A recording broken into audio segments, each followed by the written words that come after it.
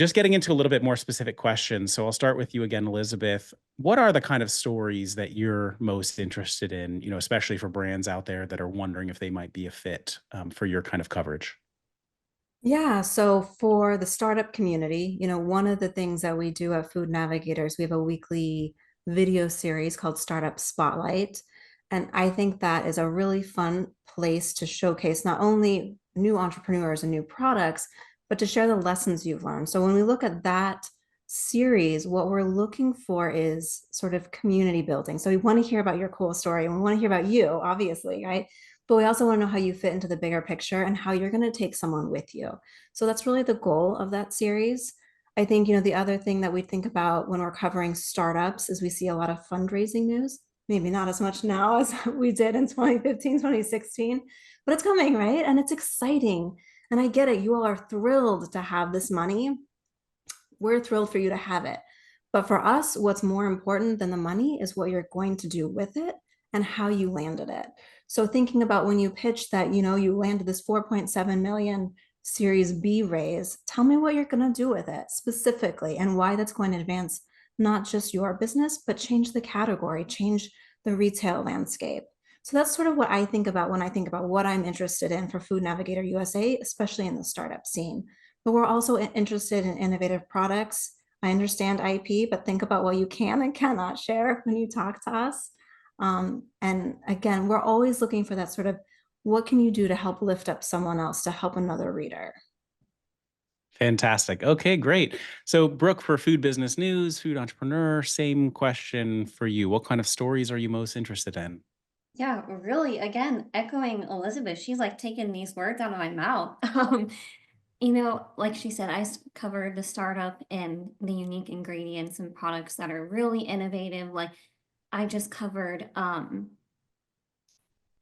Pixie Puffs. She was hemp, sorghum, and kelp in a puffed chip, an extruded puffed chip. And like that really catches our eyes. Something that is just totally out there, totally unique. Um, and then again, along with fundraisings, like what Elizabeth said, what they're going to help the company do, how they're going to scale and start up scaling their business. So I recently just talked with a friendly bread and how he's going to scale his business with the new facility that he's going to rent out to others. And that was really cool, how startups are going to work around these funding issues because it is such a problem right now, and how you pivot in those times, and really just being nimble and flexible in your business plan is really interesting to us. So, kind of going off Elizabeth again, I mean, we really do a lot of the same similarities. And another thing I will mention that we like to cover is unique food tech startups and pinch competition. So, if you win, like, let's say, Fancy Food Show or the bigger ones that were on this summer, sorry, the names are blanking right now, but anything like that is really drawn to our readership. All right, amazing. And Brooke also gets a gold star because she subscribes to our Startup CPG Newswire roundups, where for free you guys can submit your press releases at startupcpg.com/newswire. And then we have amazing reporters like these incredible ladies who look through those, and because they are looking for stories to write. And so Brooke covered one of the first stories actually that came out of that Newswire service. And gave even more visibility to one of the brands from the community. So they are out there, they're reading that stuff. So definitely hit up our newswire. Okay, Adrianne, coming to you, same kind of question. What stories are you interested in? Probably lots of different kinds. Well, I feel like I'm going to be echoing a lot of what Elizabeth and Brooke just said as well. Investment, I'd say, and M&A just generally has been a major topic our editorial team's been focusing on. I'd say, at the startup entrepreneurial level, it doesn't necessarily need to be, that Series A or that first round of institutional funding. We love to hear, how you scrape together cash for that first big production run, or how you landed that first meeting with a buyer, and what really, piqued their interest and tipped the scales in your favor, what challenges you're facing day to day.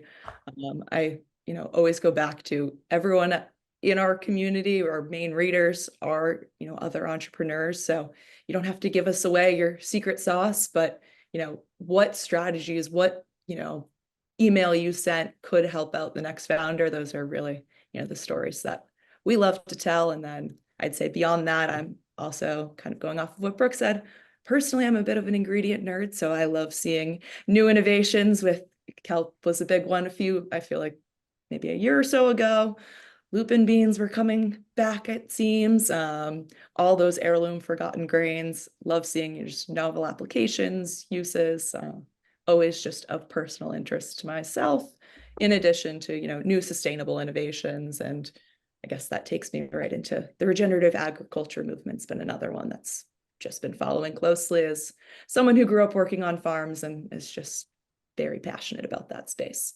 Yes, that's awesome.